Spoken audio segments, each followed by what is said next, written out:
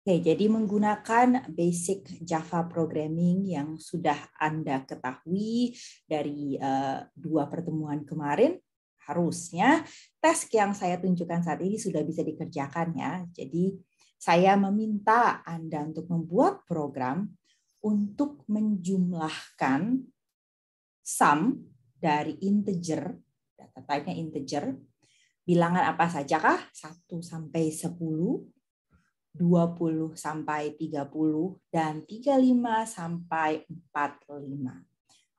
Coba saya akan, jadi kalau dari jawaban kalian, ada yang mau pakai for loop, ada yang mau pakai variabel sum, jadi kan kita diminta melakukan penjumlahan ya, sum. Jadi kita perlu suatu variabel untuk menyimpan itu, kita juga perlu increment, karena kita ngitungnya secara increment ya, dari 1 sampai 10, dan seterusnya. Oke, jadi saya akan coba kita langsung implement ya apa yang dikatakan oleh siapa aja tadi, Reo, Hadzik, sorry ya kalau salah, Nayara, Gaida, dan Yudi, terima kasih. Kita akan buat program. Saya punya program kelas sum of integers. Saya punya suatu sum, mulai dari 0 ya, kan saya kan belum ngejumlahin nih. Lalu saya melakukan looping. Pertama saya melakukan looping dari 1 sampai 10, karena pertama saya disuruh ngitung 1 sampai 10 dulu kan. Lalu saya jumlahkan setiap I mulai dari 1 sampai 10. Oke, jumlahkan. Kemudian kita cetak. Lalu saya kan disuruh ngitung lagi 20 sampai 30, jadi saya nolin lagi dulu, saya jumlahkan. Cukup jelas ya? Lalu saya akan keluar cetakannya harusnya jumlah 110 berapa, jumlah 20 30 berapa, dan seterusnya. Poin saya adalah ketika saya melakukan task yang sama beberapa kali, ternyata kan akan ada potongan code yang mirip. Potongan code ini melakukan hal yang sama persis. Satu, dia mendeklarasikan suatu variabel, dalam hal ini contoh saya kita pakai sum, mulainya di 0, kemudian kita melakukan looping, tadi katanya mau pakai for loop, oke, kita pakai for loop, dan kita melakukan increment, dan kita lakukan penjumlahan. Nah, ini saya pakai augmented assignment biar lebih singkat aja. Lalu saya cetak. Nah, daripada saya capek-capek ngabis-ngabisin lines of code yang banyak sekali, saya bisa menggunakan yang dinamakan methods. Kurang lebih sama ya, kalau di Python gini istilahnya function ya, ketika kita membuat grouping code yang melakukan hal yang sama. Jadi kalau kita lihat yang tadi kita buat ini, kenapa enggak saya bikin instead, yang tadi saya buang nih ya, lalu saya fokus ke salah satu task-nya, yaitu yang tadi ini adalah saya punya suatu variabel yang diinisialisasi 0, saya lakukan looping, saya lakukan looping dan increment, lalu saya jumlahkan, lalu saya cetak. Kalau itu yang akan saya lakukan, mau 3 kali, mau 2 kali, mau 1000 kali, kalau gitu saya punya suatu definisi. Saya definisikan sesuatu yang saya beri nama compute sum. Jangan lupa kalau kita ngikutin kesepakatan kita dari awal ya untuk mengikuti naming convention, memberi nama method itu menggunakan ini ya, huruf kecil pertama lalu setiap consequent word pakai huruf besar untuk memulainya. Jadi ini public static int compute sum int 1 int kedua. Artinya saya ingin menghitung dari integer pertama sampai ke integer kedua. Yang saya lakukan adalah yaitu step yang tadi saya ulangi sampai 3 kali. Saya punya suatu variabel yang dimulai dari 0, kemudian saya lakukan looping, jumlahkan, lalu ini ada yang dilakukan di sini yaitu return result. Nanti kita akan bahas lebih dalam apa itu return. Lalu karena saya lakukan itu pertama untuk 1 sampai 10, tadi task saya ada 3 ya. Saya bisa lakukan yang sama 3 kali dari 1 sampai 10, 11 sampai 20 dan enggak sesuai ya ini ya teksnya ya. 20 sampai 30 harusnya, kemudian 35 sampai 45. Dan maka dari itu saya bisa melakukan hal yang sama 3 kali dalam kasus ini, dan saya nggak perlu menuliskan every single step 3 kali juga. Nah, ini yang dinamakan dengan suatu method Di sini saya kasih nama compute sum. Saya boleh kasih nama suka-suka ya. Tapi jangan lupa naming convention tentang huruf kecil, huruf besarnya. Ini kita pakai camel case. Dan juga jangan lupa bahwa seyogianya, seharusnya, sebaiknya kita memberi nama method itu sesuai dengan apa yang dia lakukan. Di dalam kasus ini saya mau meng-compute sum, maka saya kasih nama compute sum. Jangan lupa bahwa tadi itu selama ini kita kan juga punya yang dinamakan method main. Jadi selama ini kita cuma pakai satu method, yaitu method main saja, tetapi sekarang kita punya method main dan method-method lainnya. Kita tetap harus selalu punya method main ketika kita mau mengeksekusi kelas Java, program Java, karena program Java itu akan mulai eksekusi itu pasti dari method main terlebih dahulu. Nah, sekarang kan kita sudah establish apa itu dua buah method yang kita punya di sini. Sekarang kita akan coba ini ya, lihat apa sih yang dilakukan di kedua method ini. Jadi kalau di method main ini kita notice ada kaitannya, dia akan melakukan pemanggilan atau invokasi method. Dalam hal ini dia menginvoke method yang namanya compute sum. Nah, kalau saya memanggil atau menginvoke suatu method, artinya method tersebut harus ada ya. Method itu harus ada, jadi saya juga perlu melakukan definisi. Dalam kasus ini saya mendefine method yang dinamakan compute sum tersebut. Gimana caranya defining a method? Kalau dalam hal ini kita akan define compute sum, kita bisa mendefine method apa saja. Kita akan lihat definisi dari method itu sendiri. Method apa sih? Itu cuma kumpulan statement aja. Oke, kumpulan statement ini kan satu statement ya, deklarasi variabel, lalu disuruh looping, menjumlahkan. Ini satu statement. Intinya saya kumpulin aja statement-statement menjadi satu kesatuan yang dikumpulkan untuk mengerjakan suatu task, suatu operasi tertentu. Coba kita bedah ya, ini ada apa aja. Ini adalah header-nya nih ya. Ini adalah header-nya si method. Kita lihat ada apa saja di sini, kata-kata apa saja. Ini pertama, kita punya yang bagian pink ini public dan static. Ini adalah modifier dari method tersebut. Jadi sifat method tersebut itu apa? Kita akan belajar ini lebih lanjut. Jadi untuk sementara ini boleh tidak perlu dipikirkan terlalu dalam. Intinya kita perlu modifier bahwa dia public dan dia static. Kalau static kita udah belajar ya, ada instance method dan ada juga static method. Lalu berikutnya kita ada return value type. Karena method kita ketika melakukan sesuatu, kita operasi-operasi, lalu mungkin perlu mengembalikan hasil yang dia hitung, kan gitu ya. Misalnya ngitung ya, belum tentu ngitung sih. Tapi apapun yang dia lakukan, dia akan mengembalikan informasi, dan ini adalah tipe data yang akan dia kembalikan. Artinya method compute sum ini akan mengembalikan suatu nilai yang bersifat integer. Dan bagian kanan ini adalah method signature. Nah, method signature ini terdiri dari dua bagian. Yang pertama adalah nama methodnya dan daftar parameter atau parameter list. Jadi kalau ada yang mengatakan method name, ya method name namanya saja. Tetapi kalau ada yang mengatakan method signature, itu both method name dan juga parameternya digunakan untuk mengenali method. Nanti kita akan lihat kenapa yang dijadikan pengenal dari method tersebut atau dijadikan signature dari method tersebut itu ada dua, nggak cuma nama saja, tetapi parameter listnya juga akan dipakai. Kita akan lihat nanti kenapa sih begitu, kenapa harus pakai dua hal. Nah, semua ini di baris pertama itu tadi saya katakan itu adalah method header penuh dengan semua ini. Lalu kita punya method body, yaitu apa saja yang perlu dikerjakan dalam method itu. Dan yang paling bawah itu ada return value. Jadi kalau dalam kasus ini, method saya ini katanya mau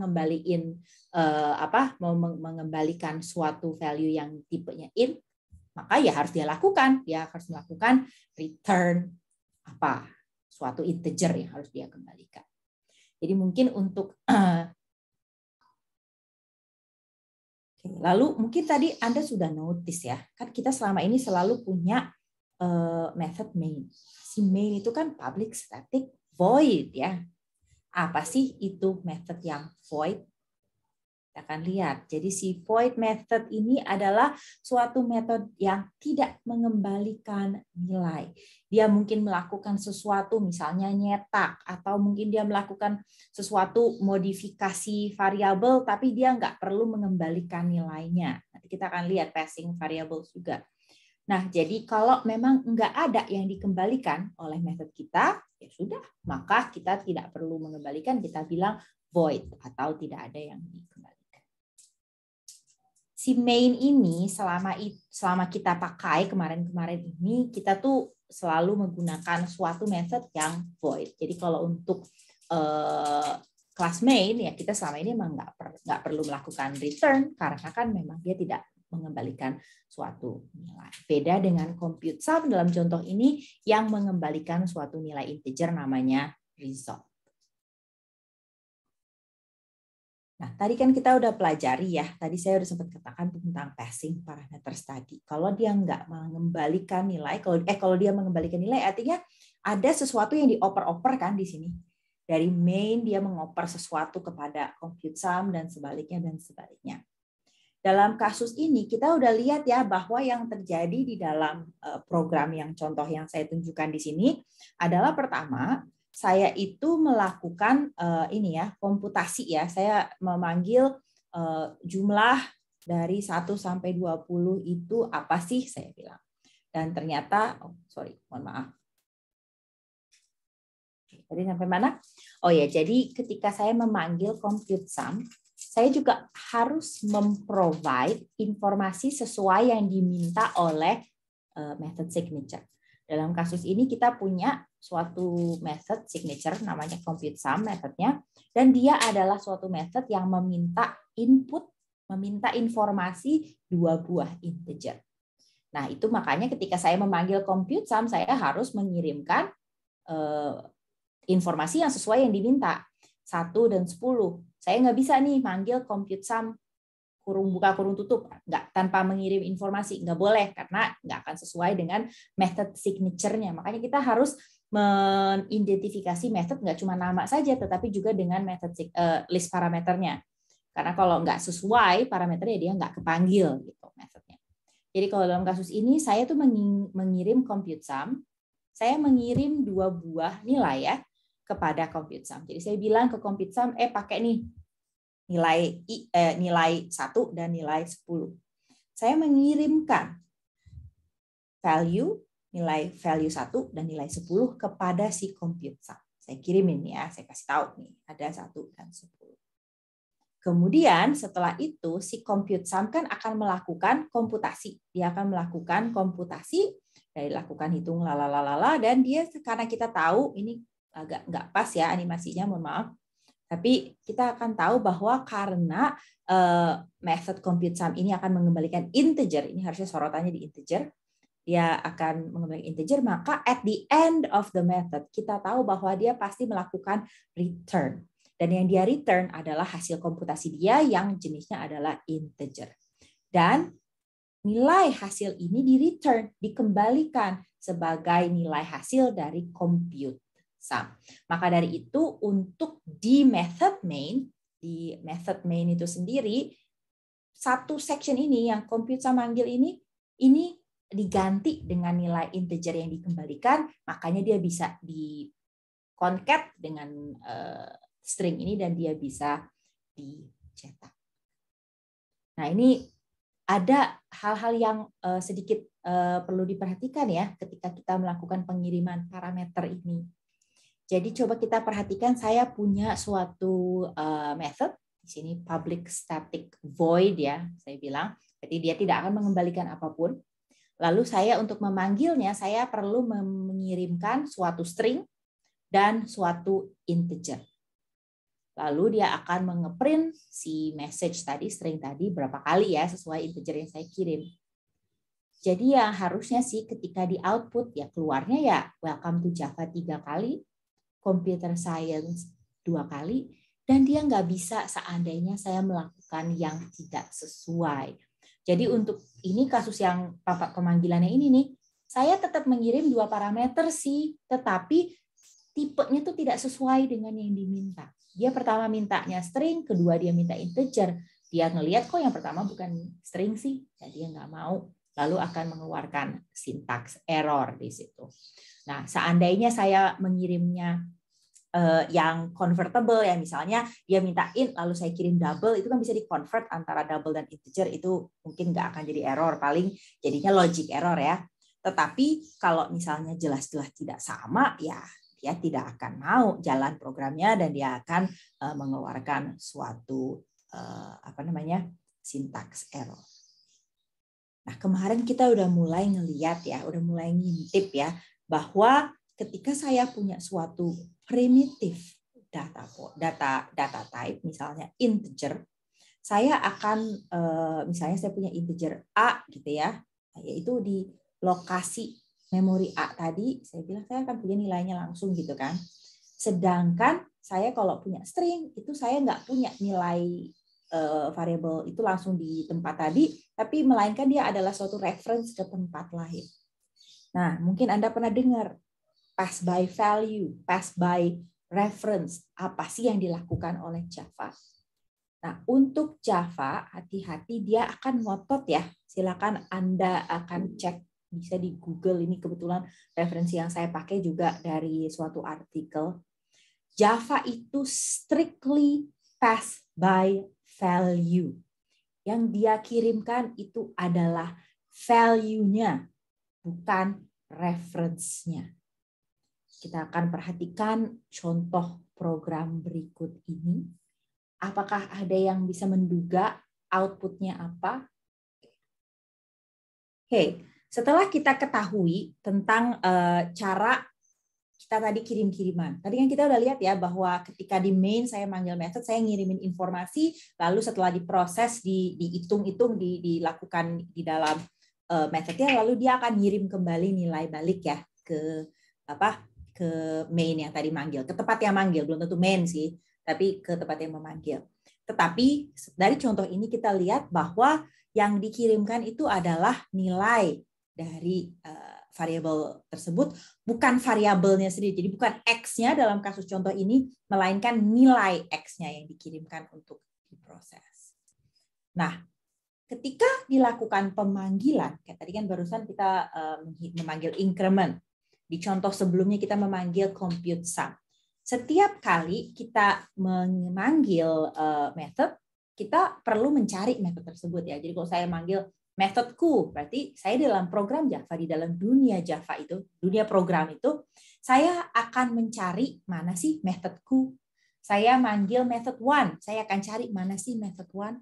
Dan untuk mencari method yang sesuai itu, kita tuh tidak hanya perlu mencari namanya saja, melainkan yang harus dicari itu adalah signature-nya. Tadi kita udah belajar ya, ada juga namanya dan juga argumen apa saja yang ada di situ atau parameter apa saja yang menjadi parameter utamanya, list utamanya. Kenapa bisa begitu? Karena kita juga bisa mendefinisikan method yang namanya sama tapi argumennya atau parameternya berbeda, dan ini yang dinamakan dengan overloading methods. Gimana caranya kita dapat melakukan overloading? Ada dua yang bisa kita lakukan. Yang pertama itu kita mengganti jumlah argumen. Mungkin tadinya kita kirim cuma 2, sekarang kita kirim 3. Atau kita ganti data type dari argumen tersebut atau parameter tersebut. Ini yang pertama. Yang pertama adalah mengganti jumlah argumen. Jadi di sini dilihat ya bahwa kita punya 2 buah method. Dan selain main, mohon maaf, jadi 3 method sama main, tapi 2 buah method selain main yang sama-sama namanya max. Tapi nggak masalah bahwa namanya sama, dia nggak akan menganggap itu satu method karena method signature mereka berbeda. Yang satu namanya max tapi punya 2 parameter di parameter listnya. Kalau yang kedua namanya tetap max tetapi yang dikirimkan hanyalah 1. Jadi ya yang dipanggil yang mana? Ya sesuai yang dilakukan ketika saya melakukan invoke. Nah, ini ketika saya melakukan invoke dari method tersebut, ya itulah yang dia akan cari. Kalau seandainya saya mengirim max, 1, ya dia akan panggil di sini. Kita akan coba ya beberapa contoh. Ini apa? Overloading example ya namanya. Oke, cara pertama yang tadi adalah mengganti jumlah argumen ya. Di sini saya punya 2 argumen, di sini saya punya 1. Atau yang kayak ada di contoh tadi, saya juga dapat melakukan mengganti tipe datanya. Di sini dia ngirim 2 buah integer dan di sini dia ngirim 2 buah double. Kita bisa lihat ya bahwa di sini yang akan dipanggil adalah method yang bersesuaian. Coba ya kita lakukan beberapa kali ya. Yang pertama integer 1 misalnya, lalu di sini adalah 1,0 dan 2,0. Nah, ini double ya. Harusnya sih ini manggil yang integer with 2 parameters, ini integer 1 parameter, ini adalah double 2 parameters. Kita akan coba.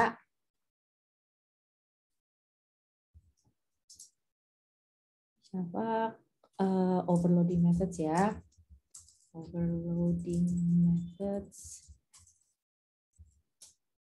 Oke, lalu kita akan jalan loading methods. Nah, jadi ya tentu saja kelihatan ya. Yang pertama dia memanggil int method with 2 parameters, yang kedua dia memanggil int method with 2 parameters, dan yang ketiga dia memanggil double method with 2 parameters. Coba kalau tiba-tiba saya iseng memanggil 5,0 ya. Yang ini kita buang dulu ya, yang tadi cukup jelas. Berarti di sini yang saya punya adalah saya memanggil max dan saya kirimkan 1 buah argumen saja jenisnya double. Kita coba ya, kita compile. Oh, dia katakan error incompatible types karena ada konversi dari double ke integer yang kehilangan precision. Coba kita lihat seandainya saya lakukan sebaliknya. Dalam hal ini misalnya, ini harusnya tadi ya. Tapi misalkan saya kirimkan, saya punya suatu method, oke, double, dia mengirim double method with 1 parameter. Oke, lalu saya akan buang yang integer ya. Saya akan buang, saya akan komen aja yang integer.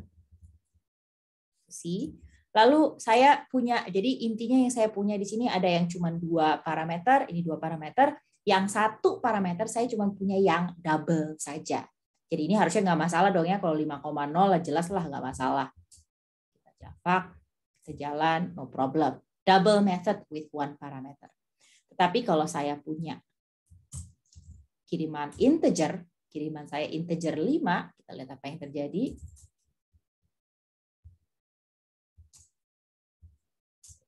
Dia masih mau jalan.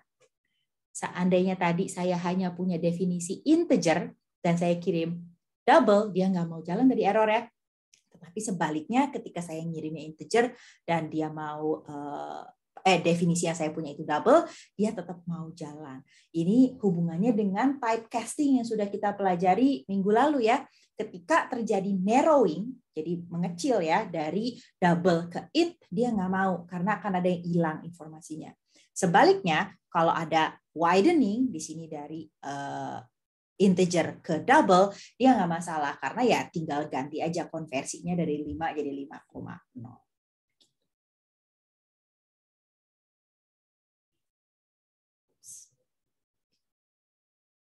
Nah, jadi kita tahu ada 2 cara ya untuk melakukan overloading methods. Saya bisa ubah jumlah parameter atau argumen, saya juga bisa ganti tipe argumennya. Gimana kalau yang diganti di sini argumennya diganti, type dari argumen diganti ataupun type return type diganti. Tetapi apa yang terjadi jika saya melakukan perubahan return type saja? Nah, ini kan return type-nya berubah ya. Tetapi parameternya tidak berubah. Kalau di sini parameternya ikut berubah ya. Parameternya ikut berubah, ininya juga ikutan berubah atau enggak berubah ya sama saja. Tetapi kalau ini yang berubah cuma ini saja. Kita nggak bisa lakukan ya. Ini kita tidak bisa lakukan. Karena ingat bagian yang merupakan method signature itu adalah judul atau nama method dan parameter list. Cuman bagian ini aja ya menjadi signature dari method. Ininya nggak ikutan nih, return type tuh nggak ikutan dari method, nggak ikutan jadi bagian dari method signature. Jadi kalau seperti ini, dia tuh membedakannya nggak bisa dibedakan kedua hal ini. Dia nganggep loh ini kan sama max dan dua argumen in. Ini juga max dan dua argumen in. Dia tidak akan menganggap bahwa ini adalah dua method yang berbeda dan dia akan katakan ini error. Ada dua nih, nggak mungkin, gitu kan? Ini nggak mungkin bisa dilakukan. Ini contohnya overloading methods bad, ketahuan ya ini nggak bakal bisa jalan. Saya punya max int max int yang satu mengembalikan integer, satu mengembalikan double, dan tentu saja kita tidak dapat melakukan itu. Overloading methods bad. Dia langsung bilang error, tidak boleh ya. Method ini kan yang dipakai itu cuma nama sama parameter list sudah ada di kelas tersebut, sehingga dia akan mengembalikan error. Tidak boleh dilakukan. Ini akan terjadi yang dinamakan ambiguous invocation. Kadang-kadang ketika mungkin akan terjadi pemanggilan dari method yang signature-nya mungkin beda. Jadi dia nggak akan memberikan syntax error ya, karena dia nganggap ini beda kok. Gitu. Tetapi ambigu nih, yang mana yang harus dipanggil nih misalkan, ya. Coba kita lihat. Nah di sini tuh yang kepanggil yang mana? Kalau kita lihat signature-nya, dia masih bisa dibedakan kok. Kan? Bisa dibedakan. Dia nggak akan nganggap ini sama. Ini sama-sama max, tetapi yang ini int double. Int dan double. Ini adalah double dan int. Nah, dia itu sebetulnya nggak error overloading ya, tetapi dia akan bingung ketika saya mengirimkan info seperti ini. 1 dan 2.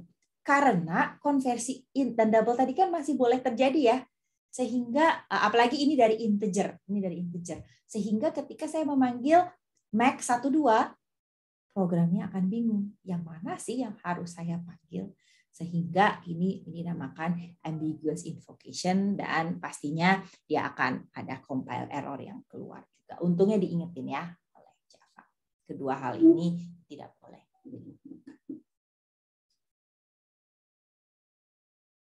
Jadi contohnya pada potongan code berikut ini. Pada contoh potongan code berikut ini kita memiliki sebuah program pada satu method ya, cuma satu method. Nah, di sini saya punya suatu variabel namanya x. Ini aja deh. Saya punya variabel yang namanya x, nilainya 1, y nilainya 1. Lalu ketika saya melakukan di for loop di sini misalnya, di sini saya punya suatu variabel baru namanya i. Lihat deklarasinya ada di mana, int-nya ada di mana. Int-nya itu ada di dalam for. Sehingga si i itu tuh hanya berlaku pada for block. Jadi nggak masalah kok. Ingat kan waktu itu kita begitu udah deklarasi int i, kita nggak boleh ya deklarasi int i lagi. Tapi kok di sini boleh Bu, ada int i di sini juga. Ya ini boleh karena scope dari int i dalam program ini tidak sepanjang method. Jadi misalkan di dalam method ini x dan y sih deklarasinya di sini ya, di awal method, dan dia berlaku sepanjang method. Sedangkan i ketika dideklarasikan di dalam for loop, nah dia itu hanya berlaku di satu tempat ini. Demikian halnya si x dan y karena dia berlaku di dalam method correct method ini, ketika misalnya si correct method dipanggil dari main, di dalam main nanti saya bisa bikin x dan y lain nggak masalah. Karena x, y yang ada di sini hanya berlaku di dalam method correct. Ini akan jadi penting. Jadi kalau misalkan ada program yang seperti ini, dia akan ada error. Saya punya x dan y Di dalam sini ya nggak boleh lagi dong saya deklarasikan int X lagi. Kan tadi udah di atas. Ini tidak boleh dilakukan. Sedangkan seandainya saya lakukan seperti ini, apa yang akan terjadi? Kita akan coba ya. Saya punya nggak ya yang udah jadi? Mungkin nggak punya ya.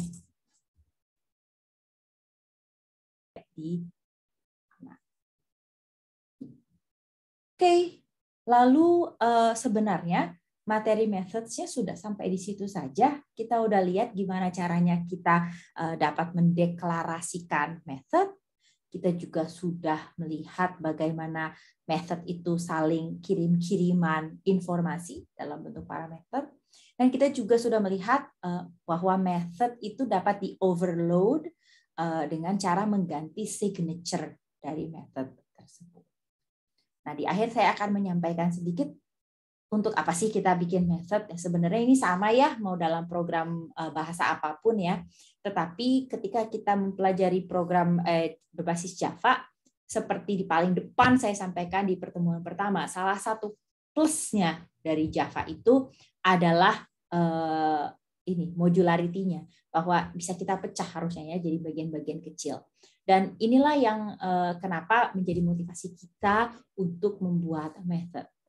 Karena kalau kita membuat method, yang bisa terjadi adalah saya bisa pakai lagi nantinya. Nah, ini juga akan mendukung mendukung paradigma OOP yang akan kita pelajari kurang lebih 2 mingguan lagi. Nah, jadi kalau saya punya method-method, itu saya punya modul, saya punya bagian-bagian yang bisa saya pakai ulang, lalu saya juga bisa menganggap itu satu kesatuan. Untuk apa sih saya membuat suatu modul max, satu method max 3 kali, kan nggak perlu, saya bisa pakai yang sama di beberapa bagian dari program saya. Sehingga saya kalau menganggap method itu adalah suatu unit, saya tuh kadang-kadang ketika reusing, saya tuh udah nggak perlu lagi tahu apa sih isinya dari bodinya, statement-statementnya itu apa sih yang dilakukan, saya nggak perlu tahu detailnya, melainkan yang perlu saya tahu adalah headernya saja, ini fungsinya apa method itu, sehingga ini kita mendukung abstraction atau abstraksi, sehingga ya nggak perlu tahu dengan terlalu detail apa sih yang terjadi di dalamnya. Begitu sehingga bisa dipakai di tempat-tempat lain dan juga oleh across different programmers ya. Nah, ini kita membayangkan kalau suatu saat kita bikin project Java nggak cuma sendiri, tetapi dengan programmer lain yang mungkin bersama-sama membuat program yang sangat besar.